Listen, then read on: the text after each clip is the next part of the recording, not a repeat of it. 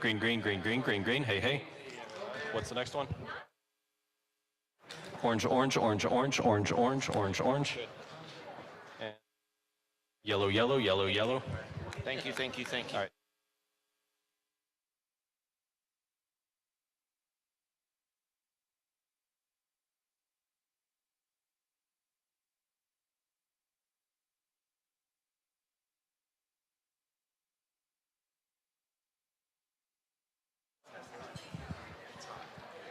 Ladies and gentlemen, if you are not a member of the White House Press Corps, please leave the seats.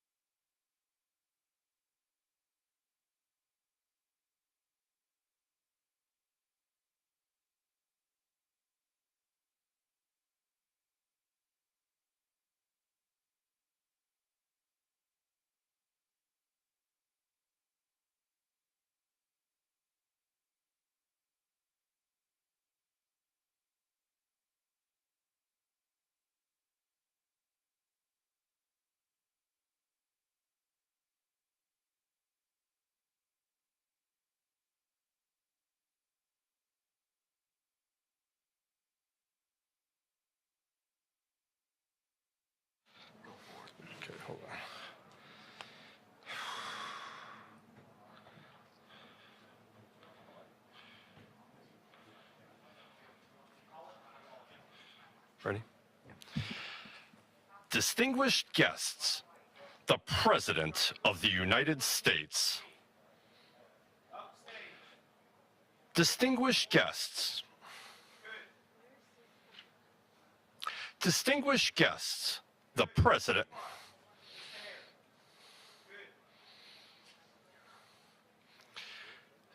Distinguished. Just one. Can I, for just 1 second, can I record a view? Thank you. Distinct.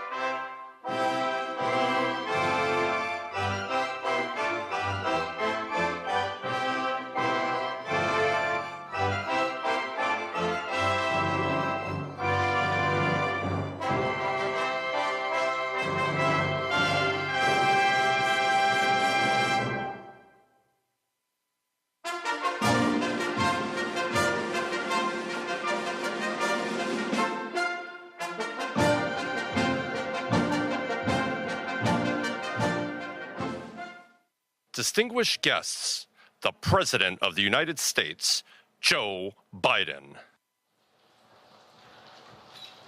Hey, buddy.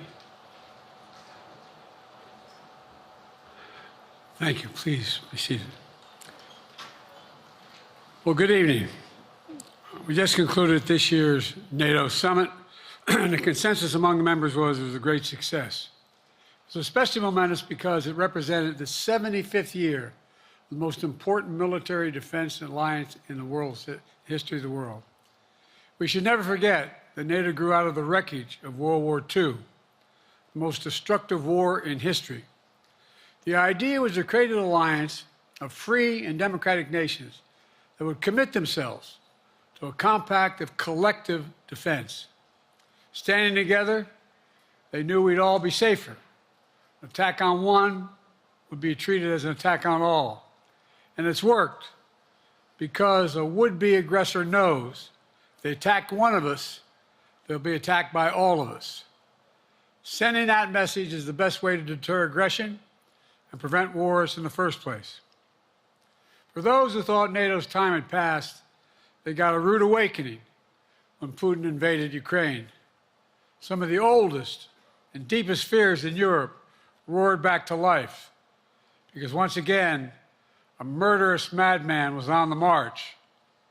But this time, no one cowered in appeasement, especially the United States.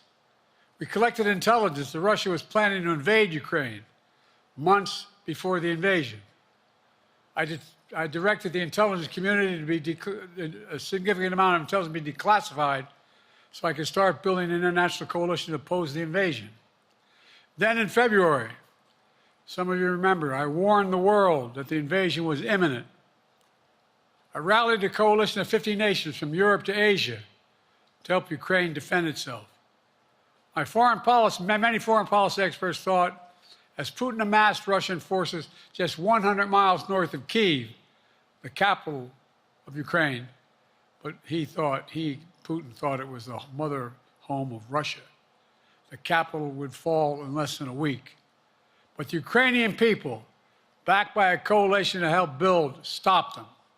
Today, Kyiv still stands, and NATO stands stronger than it has ever been.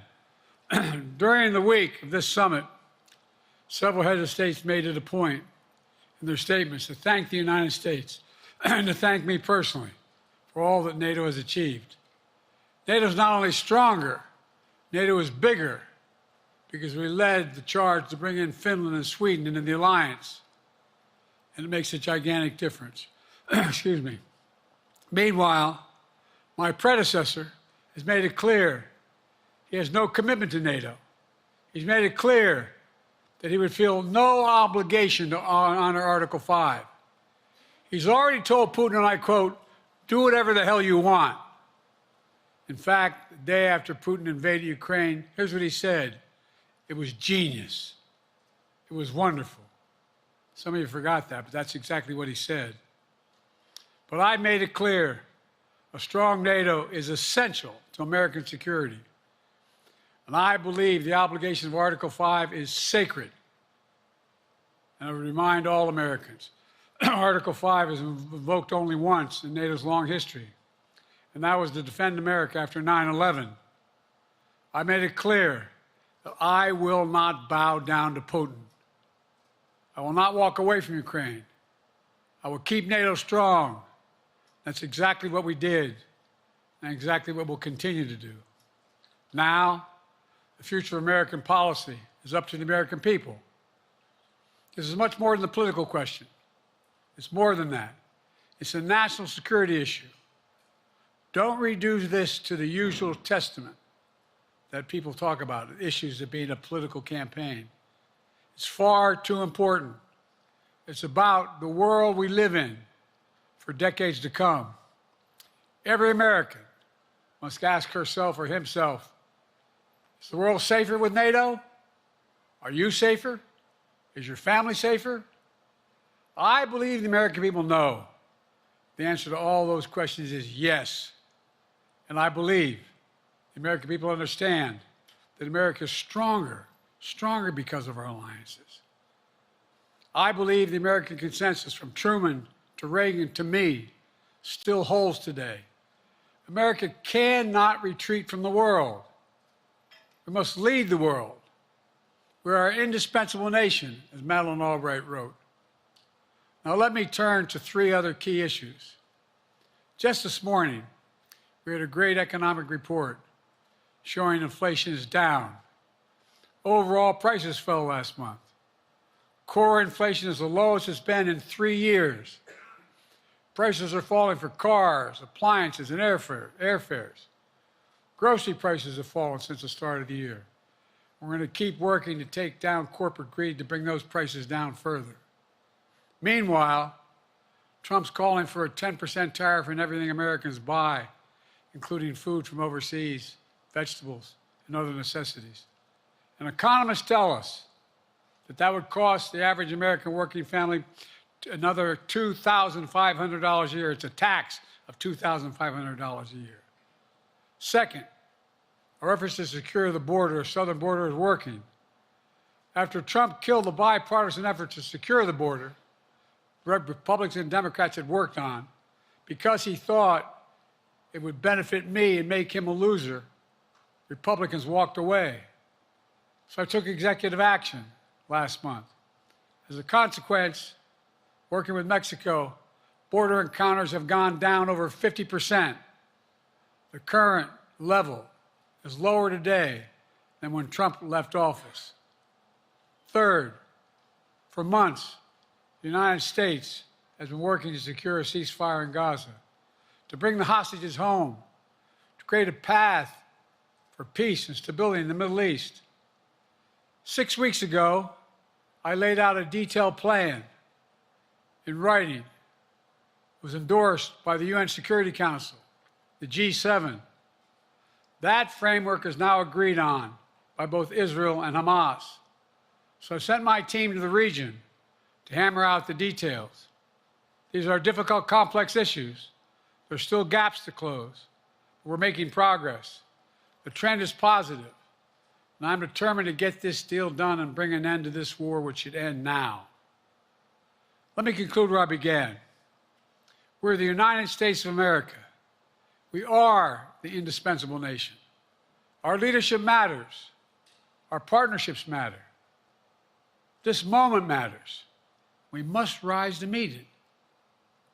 With that, I'll take your questions. I've been given a list of people to call on here.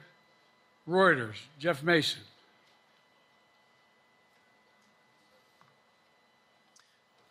Mr. President, your political future has hung over the NATO summit a little bit this week. Speaker Pelosi made a point of suggesting that your decision on whether to stay in the race was still open. George Clooney and a handful of lawmakers have called on you to step aside. Reuters is reporting tonight that UAW leadership is concerned about your ability to win. UAW just endorsed me, but go ahead. Thank you. My question for you is, how are you incorporating these developments into your decision to stay? And separately, what concerns do you have about Vice President Harris's ability to beat Donald Trump if she were at the top of the ticket? Look, I wouldn't have picked Vice President Trump to be vice president, but I think she was not qualified to be president. So let's start there. Number one. The fact is that the consideration is that I think I'm the most qualified person to run for president. I beat him once, and I will beat him again. Secondly, the idea, I served in the Senate a long time. The idea that senators and congressmen running for office worry about the ticket is not unusual. And I might add, there are at least 5 presidents running or incumbent presidents who had lower numbers than I have now, later in the campaign. So there's a long way to go in this campaign. And so I'm just going to keep moving. And because, look, I got more work to do. We got more work to finish. There's so much, we made so much progress. Think about it. Think about where we are economically relative to the rest of the world. Name me a world leader who wouldn't want to trade places with our economy. We've created over 800,000 manufacturing jobs, 1.5 million, so things are moving. We got more to go. Working class people still need help. Corporate greed is still at large. The corporate profits have doubled since the pandemic. They're coming down, and so I'm optimistic about where things are going.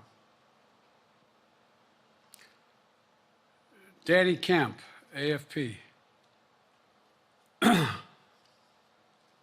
Thanks. Thank you, Mr. President. I wanted to ask you about you mixed up Presidents Zelensky and Putin earlier today. And you now have sort of your key allies, including the British Prime Minister, the President of France, the German Chancellor having to step in and make excuses for you on that.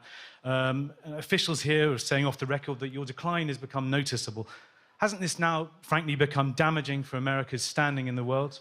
Thank you. Did you see any damage to our standing in my leading this conference? Have you seen a more successful conference? What do you think? And the Putin piece, I was talking about Putin, and I said, and now, at the very end, I said, Putin. I said, no, I'm sorry, Zelensky. And then I added 5 other names. Look, guys, the idea anybody suggests that we haven't had an incredibly successful conference. How many times did you hear in that conference, I know it sounds too self-serving, but other leaders, heads of state, in thanking me, saying the reason we're together is because of Biden, because Biden did the following. Look, folks, this is, well, anyway, I thought it was the most successful conference I've attended in a long time, and find me a world leader who didn't think it was. Next one, Nancy Cordes, CBS. Thank you, Mr. President. You mentioned other instances in history where presidents have faced a challenge, but what makes this moment in history so unique is that it is not your enemies who are calling on you to reconsider your decision to stay in the race. It's your friends, supporters, people who think you've done a great job over the past 4 years. Have you spent time thinking about what it would mean for your legacy, which you've worked decades to build, if you stay in the race, despite the concerns that voters say they have, and you lose to someone who you yourself have argued is unfit to return to the Oval Office? Well, look, I'm not in this for my legacy. I'm in this to complete the job I started. As you recall, understandably, many of you and many economists thought my initial initiatives that I put forward, can't do that, it's going to cause inflation, things are going to skyrocket, the debt's going to go up. What are you hearing now from mainstream economists? 16 economic Nobel laureates said I've done a hell of a job. That under my plans so far and what's going to happen in the future if I'm reelected, that things are going to get much better. Our economy is growing. I was determined when I got elected to stop the trickle-down economic theory, that if the wealthy did very well, everybody else would do well. My dad was a well-read, decent guy. I don't remember much trickling down on his kitchen table. Middle-class people and working-class people need help. And so what happened is I decided to was able to implement as president what I believed when I was a senator. And that is that the way to build this economy is from the middle out and the bottom up. That way we grow the economy. And the wealthy still do very well. They do fine. And guess what? Find me an mainstream economist who said we haven't done well. What have we not done that isn't working right now? And so we got more to do, though. We got to finish the job. And by the way, I come from the corporate state of the world. Delaware has more corporations registered in Delaware than every other state in the nation combined. I'm not anti-corporate, but corporate profits have doubled since the pandemic, doubled. It's time things get back in order a little bit. It's time, for example, if I'm reelected, we're going to make sure that rents are kept at 5% increase, corporate rents for apartments and the like and homes are limited to 5%. We're going to make a lot of changes that I've been talking about. because we're going to continue to grow this economy. And by the way, remember how I got so roundly criticized for being so pro-union, not labor, union. Well, guess what? I've been the most pro-union labor president in history. Not a joke. And guess what? We had the Treasury Department do a study. When unions do better, everybody does better. Everybody does better. And we talk about how, for example, remember when we talked about getting the computer chip industry back in the United States? Used to be 40% of the industry. We invented the chip. 40% of the industry was in the United States. And former presidents decided that the best way to do it is find the cheapest labor in the world, send the product over there, and import what the product was. And so what did I do? I was told not to go over to to Asia, including Europe, but Asia.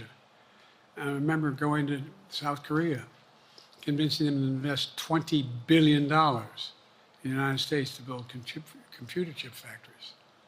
And I asked why when they finally decided to do it. And the answer was because you have the safest economy in the world and you have the best workers in the world. So the whole idea here is we've invested, there's over $50 billion in investment in computer chip manufacturing just coming into being. None of you thought that would happen. None of you thought that would happen. But it's happening. It's happening. And it's going to grow economies all through. And by the way, red states and blue states. Matter of fact, there's as much in red states as in blue states. I've made no distinction. So my generic point is that the idea that we can't continue to build and grow the economy, make it fairer. And like I said, from my standpoint, when the middle class does well, that's when the whole economy grows. The poor have a shot, the wealthy do well, but the wealthy got to start paying their taxes.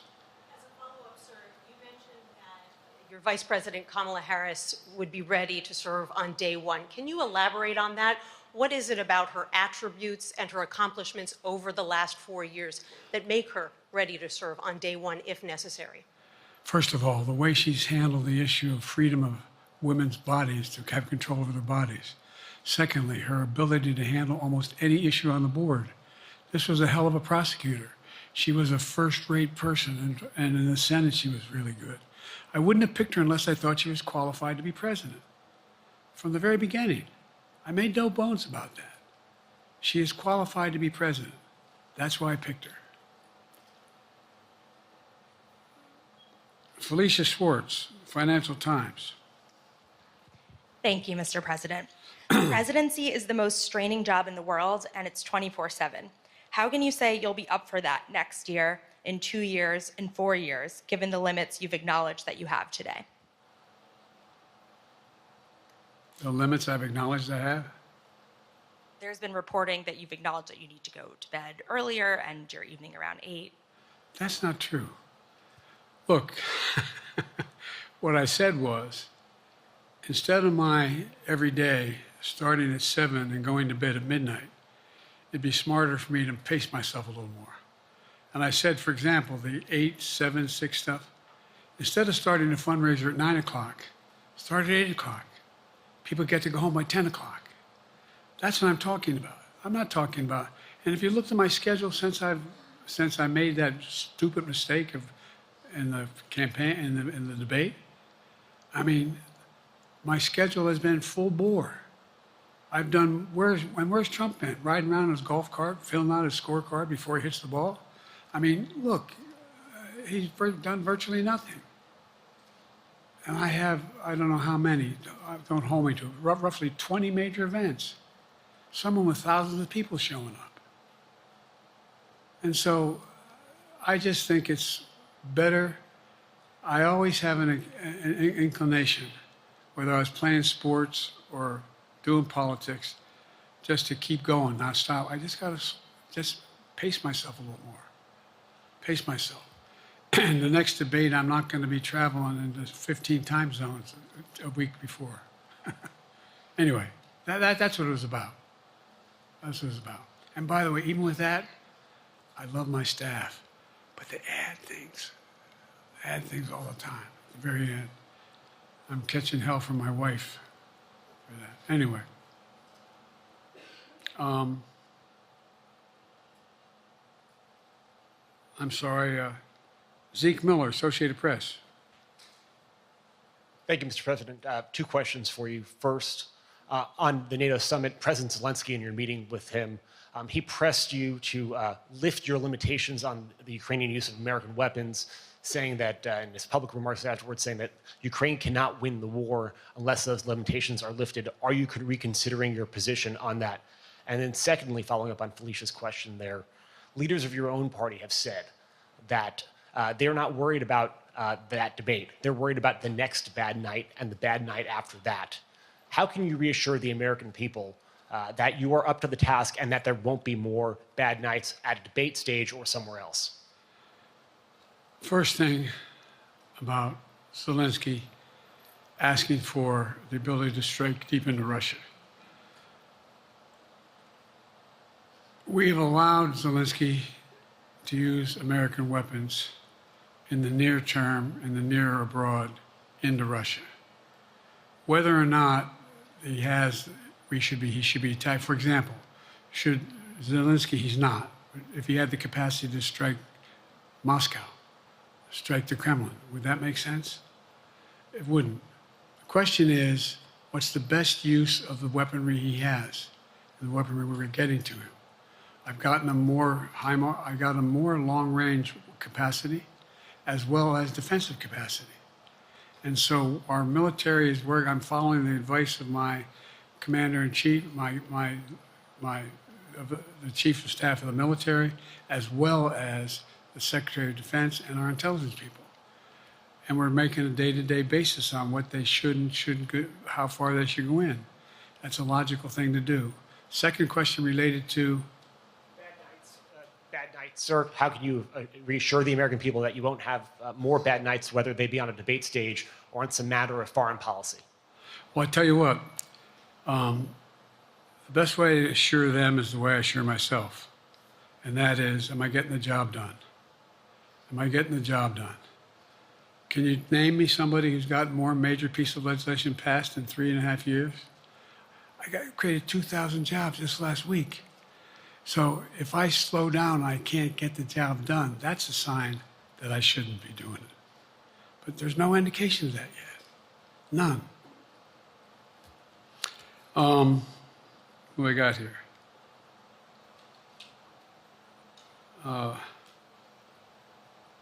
Merrick, Pulaski Radio.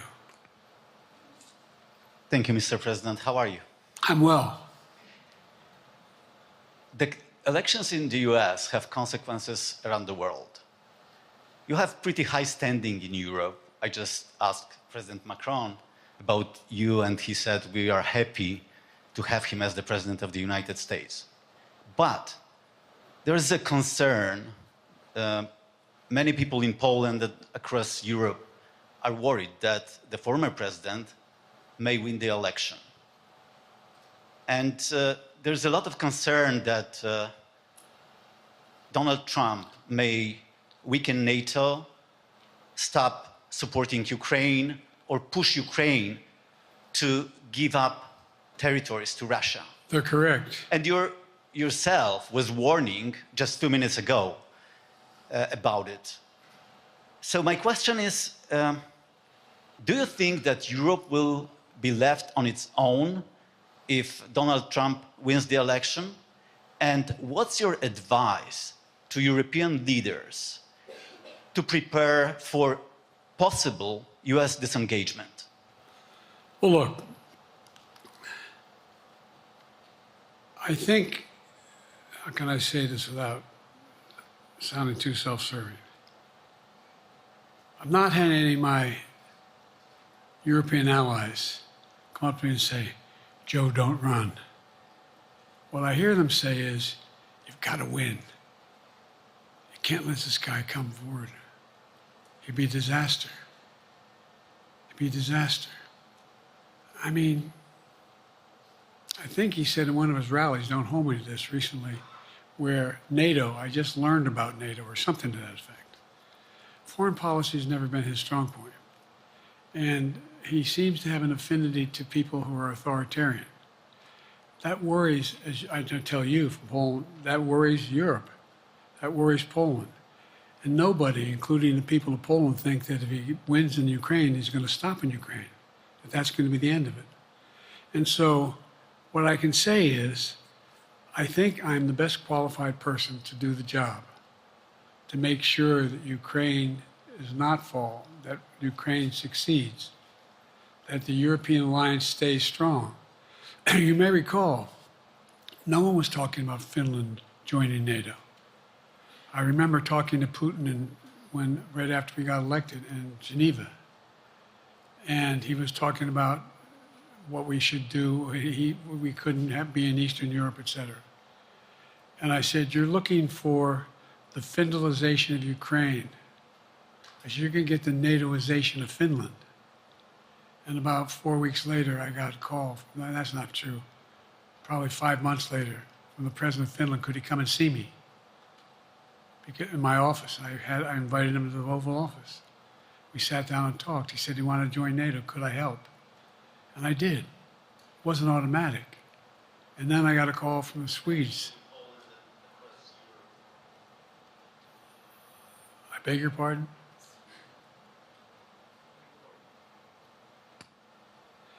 And so Finland joined NATO, 800-mile border, it's a significant, and they were already allies, but they weren't part of NATO. And you heard, I think you heard, maybe, I can't recall whether he said it publicly in our closed meeting, but he wouldn't mind it being repeated. He said, we decided in Finland, the people of Finland decided they had to be part of NATO. It was in our interest because of the joint ability to be together, to dissuade any attack on Finland. And the same thing with Sweden. It took a lot of selling to some folks, particularly in Turkey and other places, to agree to the expansion. But it expanded. And we're a hell of a lot stronger because of it. We're more secure because of it. And by the way, I was able to get 50 other nations, 50, to support Ukraine. 50. And we were able to bring about a coalition of Europe and Asia, Japan and South Korea. I just we talked about AUKUS, and we talked about the relationship between Australia, New Zealand, Japan, South Korea, the United States. We're making the world safer and stronger because we have to deal with the new arrangement that exists in the world. The Cold War is over. The post-war era is over. What is going to replace it? And I respectfully suggest I have a pretty good idea what that should be. I've convinced a lot of people to follow it, and we're just going to get stronger. David Sanger. Where's it? Thank you, Mr. President. Be nice, David. Mr. President, the NATO declaration that was issued yesterday was very notable because it described China as a decisive enabler of the war in Ukraine for its provision of critical goods to the Russians. That's part of a broader partnership that seems to have cemented in place in the past 2 or 3 years. I think one that you were a little bit doubtful of when we asked you about it some time ago. So I'd be interested to know whether you have a strategy now of trying to interrupt the partnership between China and Russia, and whether or not in a second term you would pursue that, if you could describe that strategy to us. And along the way, could you also tell us whether you think, just to follow up on Felicia's question, that if you were in a room with Vladimir Putin again, the way you were 3 years ago, or with President Xi, that a few years from now you will be able to go negotiate with them, handle them one-on-one? Well, the first part of the question is, we discussed and I raised in the NATO summit, and others raised, the future of China's involvement, what they're going to do. What they're doing with Russia in terms of accommodating, facilitating, They're getting access to additional, they're not supplying weapons themselves, they're supplying mechanisms for them to be able to get weapons. And China's position is basically, and I've spent more time with Xi Jinping than any world leader has, over 90 hours since being vice president all the way through, for real. And by the way, I handed all my notes. But my point is that Xi believes that China is a large enough market that they can entice any country, including European countries, to invest there in return for commitments from Europe to do A, B, C, or D, or not to do certain things. What's happened is we had a long discussion about what we cannot, we have to make clear China has to understand that if they are supplying Russia with information and capacity, along with working with North Korea and others to help Russia in armament, that they're not going to benefit economically as a consequence of that by getting the kind of investment they're looking for. And so, for example, we're in a situation where, and we've reestablished direct contact with China after that, remember the balloon, quote unquote, going down, and all of a sudden things came to an end?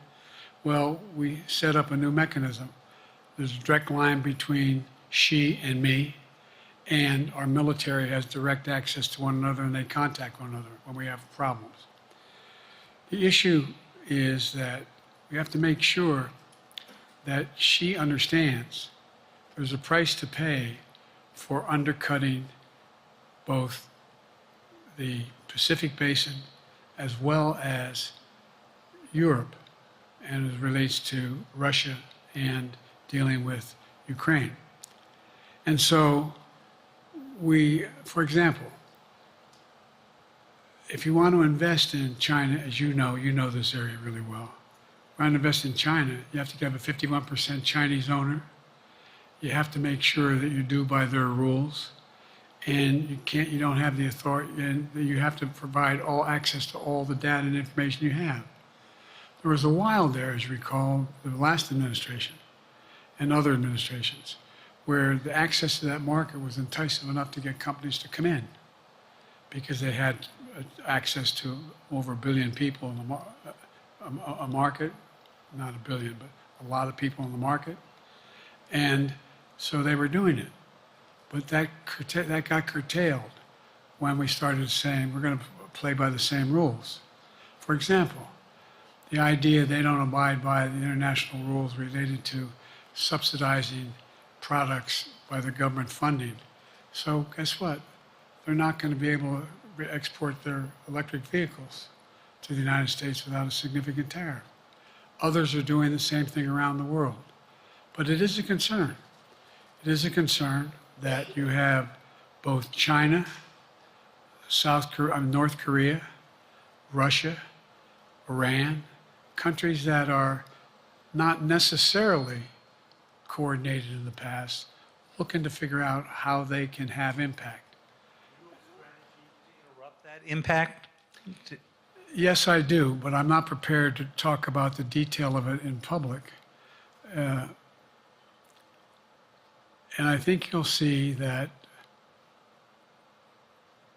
some of our European friends are going to be curtailing their investment in Russia, in China, as long as China continues to have this indirect help to Russia in terms of being able to help their economy as well as help them in, as a consequence of that, their ability to fight in Ukraine. The other thing that we talked a lot about is that, and I raised it, and I didn't hear any, I can't swear that everyone agreed because not everyone got to talk about it, but we need a new industrial policy in the West.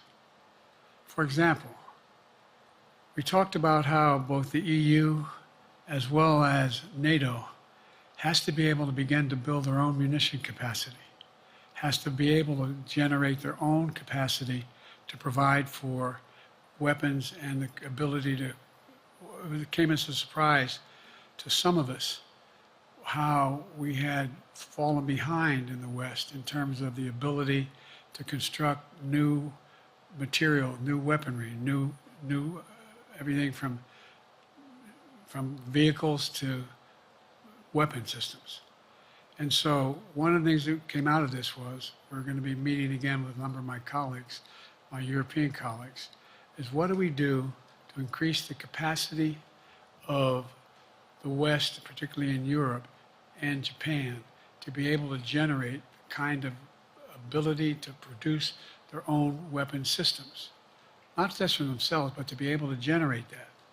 It's the same, it's what Russia's trying to figure out. That they went to China and they didn't get the weapons, but then they went to North Korea. But we're going to be in a position where the West is going to become the industrial base for it to be able to, the ability to have all the defensive weapons that we need. That was a discussion as well. Mr. President, I'm not sure you answered on whether you would be ready to go deal with Putin and Xi 2 or 3 years from now. I'm ready to deal with them now and 3 years from now. Look,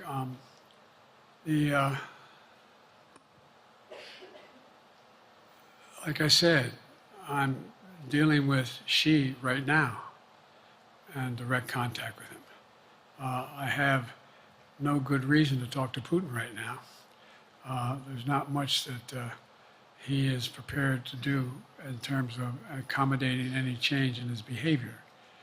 But there isn't any world leader I'm not prepared to deal with. But I understand the generic point is Putin ready to talk? I'm not ready to talk to Putin unless Putin's ready to change his behavior. And the idea, look, Putin's got a problem. First of all, in this war that he is supposedly have won, and by the way, I think, don't hold me to the exact number, but I think that Russia had 17.3% of Ukraine that they conquered. Now it's 17.4. I mean, in terms of percentage of territory. They've not been very successful. They've caused horrible damage, loss of life, but they've also lost over 350,000 troops, military, killed or wounded. They have over 1 million people, particularly young people with technical capability, leaving Russia because they see no future there. They've got a problem. But what they do have control of is they are very good at controlling and running the public outcry that relates to how they use mechanisms to communicate with people. They lie like hell through the constituencies. They lie like hell about what's going on. And so the idea that we're going to be able to fundamentally change Russia in the near term is not likely. But one thing for certain, if we allow Russia to succeed in Ukraine, they're not stopping in Ukraine. I recommend, I know you know this because you've written about it, read Putin's speech after they moved in, what it was all about in Kyiv. It wasn't about just, anyway, read what his objective is. And anyway, but so I think that I'm prepared to talk to any leader who wants to talk, including if Putin called me and wanted to talk. Last time I talked to Putin was trying to get him to work on an arms control agreement related to nuclear weapons in space. That didn't go very far. So my point is, I'm prepared to talk to anybody, but I don't see any inclination. There is an inclination on the part of the Chinese to keep in contact with me because they're not sure where this all goes. And look what's happened in Asia.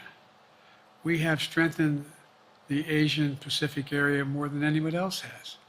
We just put together with, today I brought on, I asked our NATO allies that we bring on the group from the South Pacific, Australia, New Zealand, Japan, Australia. I already mentioned Australia. And I met twice now, I think, with the 14 leaders of the Pacific Island nations. And we've slowed down what's going on there. We've slowed down China's reach.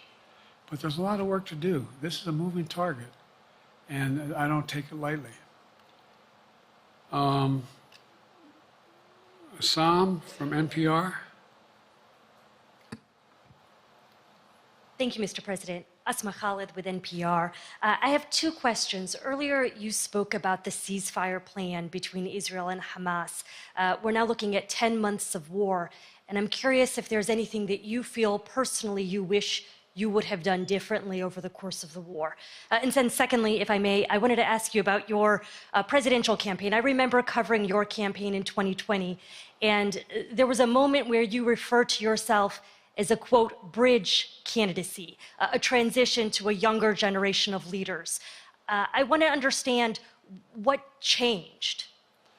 Two things. Let's go back to when you talked about would I have changed anything that's happening with Israel and the Palestinians and the Palestinian movement. The answer is, as you recall, from the very beginning, I went to Israel, but I also got immediate contact with al-Sisi in Egypt. I met with the King of Jordan. I met with most of the Arab leaders to try to get a consensus going as to what had to be done to deal with getting more aid and food and medicine into the Gaza Strip. And we pushed it really hard. And Israel occasionally was less than cooperative, number one. The Israeli War Cabinet, I've been dealing with Israel since Golda Meir. Some of the reporters around here cover me all the time have heard me say this. The first time I met with Golda Meir, I sat across from her at her desk, and her assistant was Rabin sitting next to me. That's how far back I go. I know Israel well, and I support Israel. But this war cabinet is one of the most conservative war cabinets in the history of Israel. And there's no ultimate answer other than a two-state solution here. And so what was able to be done in terms of the plan I put together was it would be a process for a two-state solution.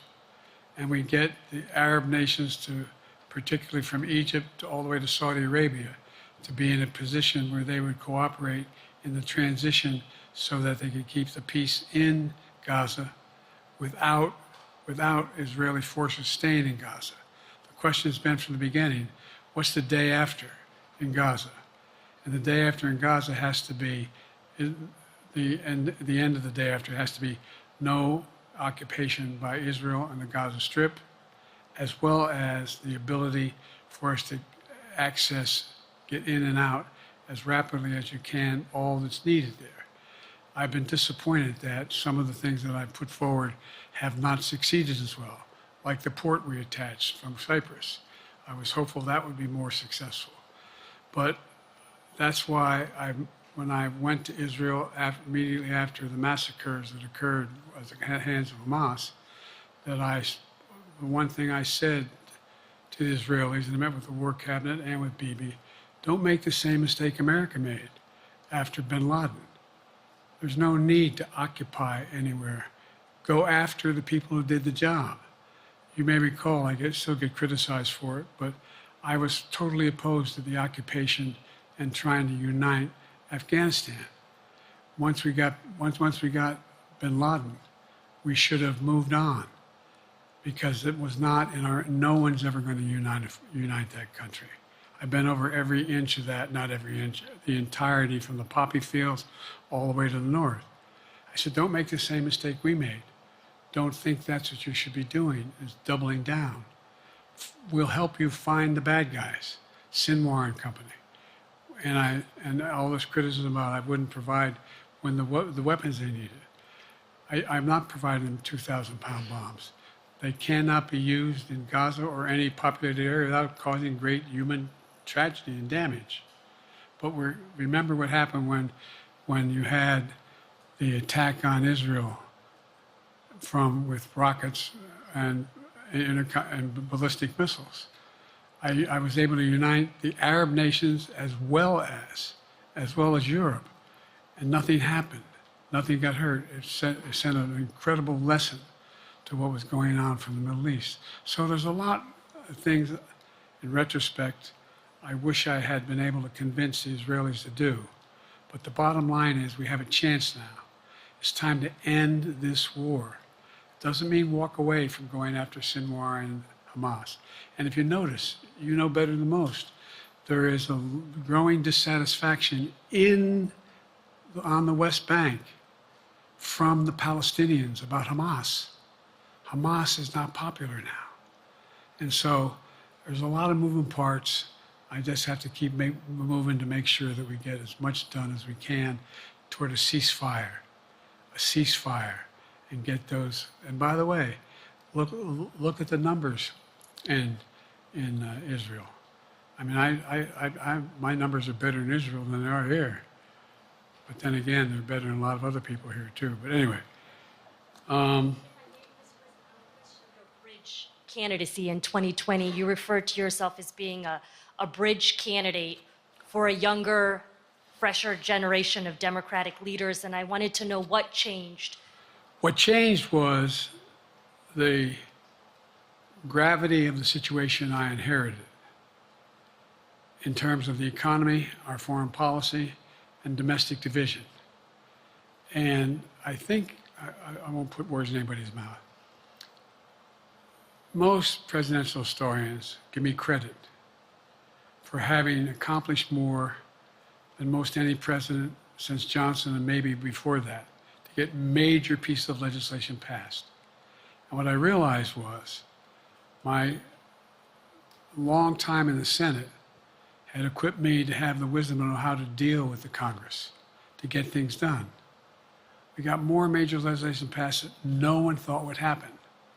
And I want to finish it, to get that finished. If tomorrow, if we had a circumstance where there was a lineup and I hadn't inherited what I did and we just moved things along, anyway, it's going to change. Last question. Haley Bull, Scripps. Or no, Josh Weingrove, I'm sorry, was the next one. I'll do 2 more questions. Thank you, Mr. President. Many of your colleagues, Democrats on the Hill, are watching tonight as they assess what they want to say about your candidacy. I'm wondering how you're thinking of this right now. It seems like your answer is clear, but they're watching how things go tonight, tomorrow in Michigan, next week in Texas and Nevada.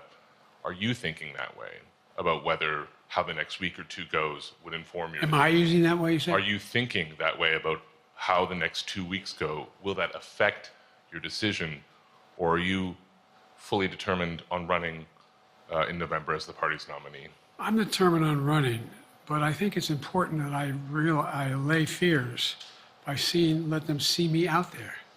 Let me see them out, for the longest time it was, Biden's not prepared to sit with us unscripted. Biden's not prepared to, anyway. And so what I'm doing is, and I've been doing, I think we've done over 20 major events from Wisconsin to North Carolina, to demonstrate that I'm going out in the areas where we think we can win, where we can persuade people to move our way, or people are already there. And here, look, the other thing is, we have the most extensive campaign organization of anybody's had in a long, long time. We have well over 1,000 volunteers knocking on doors, making phone calls, making tens of thousands of phone calls. We have headquarters, I forget exactly how many, I don't want to cite a number and then find out I'm off, but we have scores of headquarters in all the toss-up states. We're organized, we're moving, and that's awful hard to replace in the near term. And here's the other thing. I was in the Senate a long time. Very proud of what I've done in the Senate. I was chairman of the Foreign Relations Committee for a long time, and I was chairman or ranking member and chairman of the Judiciary Committee. I'm going to be going down to the Johnson Library. I'm going to be going around making the case of the things that I think we have to finish and how we can't afford to lose what we've done or backslide on civil rights, civil liberties, women's rights. There's that little button we have. Control guns, not girls. I mean, the idea We're sitting around. This is where Kamala's so good as well. We're sitting around. More children are killed by a bullet than any other cause of death. The United States of America. What the hell are we doing? What are we doing? We got a candidate saying, promise the NRA, don't worry, I'm not going to do anything. I'm not going to do anything. You got a Supreme Court that is what you might call the most conservative court in American history. This is ridiculous. There's so much we can do still, and I'm determined to get it done. It's about freedom. And by the way, I'll end this. Well, I'm not going to do that. Haley has to come up too. But I remember I made a speech on democracy in Philadelphia at Independence Hall. And I'm not being critical, just observing. The bulk of the press said, what the hell is he talking about that for? Democracy. You did. Democracy is not an issue. Democracy is not an issue. Except the polling data showed 60% of the people knew I was right, thought I was right. I'm not asking you a question. You don't have to answer, obviously. But do you think our democracy is under siege based on this court? Do you think democracy is under siege based on Project 2025? Do you think he means what he says when he says he's going to do away with the civil service, eliminate the Department of Education, make sure, we've never been here before. And that's the other reason why you say, hand off to another generation. I've got to finish this job. I've got to finish this job because there's so much at stake. We've had some discussions over the past few days with your press secretary about the question of health exams. And you said you take a cognitive test every day in this job. Are you open to taking another physical or test before the election? Governor Whitmer of Michigan, for instance, said it wouldn't hurt to take a test. Well, look, two things. One, I've taken 3 significant and intense neurological exams by a neurologist. In each case, as recently as February. And they say I'm in good shape, okay? Although I do have a little problem with my left foot because it's not as sensitive because I broke my foot and didn't wear the boot. But I'm good. I'm tested every single day about my neurological capacity, the decisions I make every day. You talk to my staff, all of you talk to my staff. Sometimes my staff talks a lot. But the fact of the matter is, I don't think you have them telling you that all the major ideas we've undertaken haven't been in part initiated by me. I remember when the staff and I said, I'm going to go to South Korea, we're going to get the chip. What are you doing? I'm going to get Japan and Korea back together again after essentially having hostilities toward one another since the end of World War II. I'm going to move and see that we can expand it. The only thing age does is help you with it. Creates a little bit of wisdom if you pay attention. And so the point I'm making is, I think it's important that if the neurologist tells me he thinks I need another exam, and by the way, I've laid every bit of the record out. Hadn't hidden a thing. You ought to ask Trump for his, okay? I laid it all out. And every single day, I'm surrounded by good docs. If they think there's a problem, I promise you, or even if they don't think it's a problem, they think I should have a neurological exam again, I'll do it. But no one's suggesting that to me now. And I'll ask you another question. No matter what I did, no one's going to be satisfied. Did you have 7 docs? Did you have 2? Who'd you have? Did you do this? How many times did you? So I am not opposed if my doctors tell me I should have another neurological exam, I'll do it. But that's where I am. Haley Bull, Scripps. Thank you, Mr. President. You said you're making decisions on a day-to-day basis when it comes to support for Ukraine. Does that mean you have not closed the door on further considering lifting restrictions for U.S.-made weapons inside Russia? And if I may, your convention is coming up where your delegates are pledged to make you the official nominee If they have second thoughts, are they free to vote their conscience?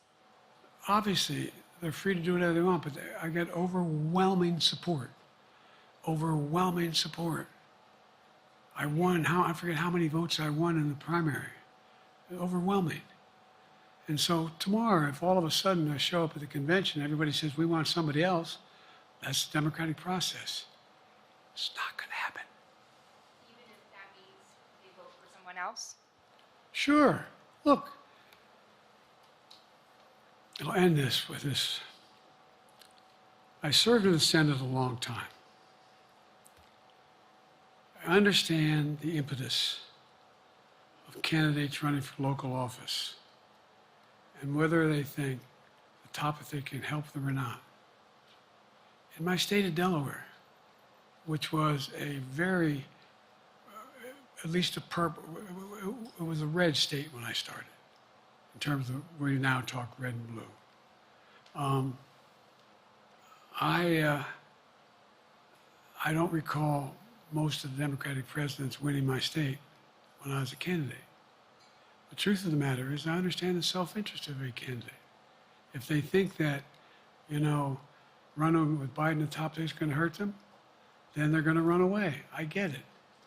But so far, go and look at the polling data in their states. Look at the in-depth, and by the way,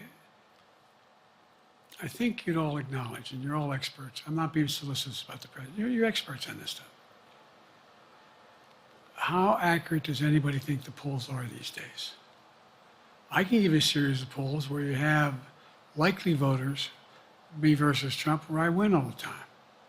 When the unlikely voters vote, he wins sometimes. The bottom line is all the polling data right now, which I think is premature because the campaign really hasn't even started.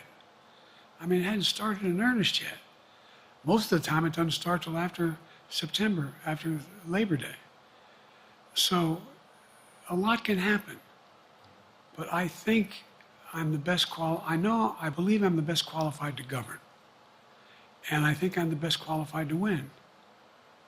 But there are other people who could beat Trump too. But it's awful start from scratch. And, we talk about, money raised. We're not doing bad. We got about $220 million in the bank. We're doing well. So with that, you have want to follow up on any of that you just asked me? Yes. You earlier explained confidence in your vice president. Yes. If your team came back and showed you data that she would fare better against former President Donald Trump, would you reconsider your decision to stay in the race? No, unless they came back and said, there's no way you can win. Me. No one's saying that. No poll says that. Okay. Thanks.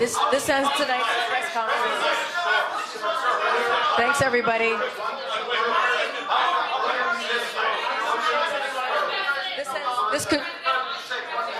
This concludes. Respectfully, earlier you misspoke in your opening answer. You referred to Vice President Harris as Vice President Trump.